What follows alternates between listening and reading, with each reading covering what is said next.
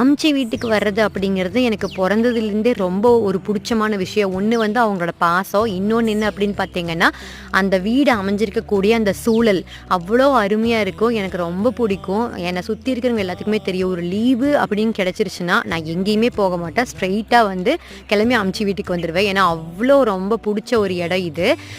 So இன்றைக்கி காலையில் வந்து அருமையாக விடிஞ்சிச்சு. எப்பவும் போல் மார்கழி மாதம் வேறு சூப்பராக வந்து வாச தொளிச்சு கோலம் போட்டு கோலத்தில் வந்து சென்டரில் பூவெல்லாம் வச்சு எல்லாம் பண்ணிவிட்டு நம்ம வந்து சமையல் வேலையை ஸ்டார்ட் பண்ணியாச்சு. சமையல் வேலை பண்ணும்போது நான் ஒரு மேஜர் மிஸ்டேக் வந்து பண்ணினேன். அந்த மிஸ்டேக்குக்கு அடுத்த நாள் வரைக்கும் திட்டும் வாங்கினேன். அது என்ன அப்படிங்கிறத வந்து கண்டிப்பாக நான் உங்ககிட்ட கடைசியாக வந்து சொல்கிறேன். மறக்காமல் வந்து என்னோடய சேனலை சப்ஸ்கிரைப் பண்ணிவிட்டு அப்படியே இந்த வீடியோவுக்கு ஒரு லைக்கை வந்து போட்டுருங்க. சூப்பராக வந்து ஆசாசையாக எல்லா டிஷ்ஷுமே செஞ்சேன். ஆனால் என்ன தப்பு பண்ணேன் அப்படின்னு பார்த்தீங்கன்னா, ரசத்துக்கு வந்து ரசப்பொடி போடுறதுக்கு பதிலாக கொத்தமல்லி பொடி ரசப்பொடி நினச்சி எடுத்து போட்டுட்டேன்.